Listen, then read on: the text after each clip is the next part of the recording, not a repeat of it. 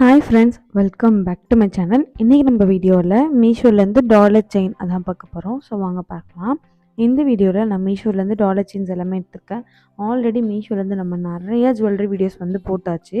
ஏன் எல்லாமே மீஷோவில் போடுறோன்றத காரணத்தையுமே நம்ம சொல்லியாச்சு. பிகாஸ் அது நிறையவே ஒரிஜினல் பிக்சர்ஸ் ஆட் பண்ணியிருக்காங்க. ரிவ்யூவுமே ரொம்ப நல்லாயிருக்கு ஃப்ளிப்கார்ட் விட. ஸோ அதனால நம்ம மீஷோவில் அதிகமாக போட்டுட்ருக்கோம். இது ப்ரைஸ் பார்த்திங்கன்னா எல்லாத்தோட கம்பேர் பண்ணும்போது ரொம்பவே கம்மியாக இருக்குது. சிலது இயரிங்ஸோட வருது, சிலது எல்லாமே செயின் மட்டும்தான் உங்களுக்கு வரும். ஸோ இதை மீஷோவில் எப்படி பிக் பண்ணுறது அப்படிங்கிறத நான் உங்களுக்கு சொல்கிறேன். ஃபர்ஸ்ட் இந்த பிக்சர்ஸ்க்கு கீழே நம்பர்ஸ் கொடுத்துருப்பாங்க. ஸோ இதான் இந்த ப்ராடக்ட்டோட கோட். இந்த கோடை நீங்கள் மீஷோட சர்ச் பாரில் என்டர் பண்ணிங்க அப்படின்னா உங்களுக்கு இந்த ப்ராடக்ட் ஷோ ஆகிடும்.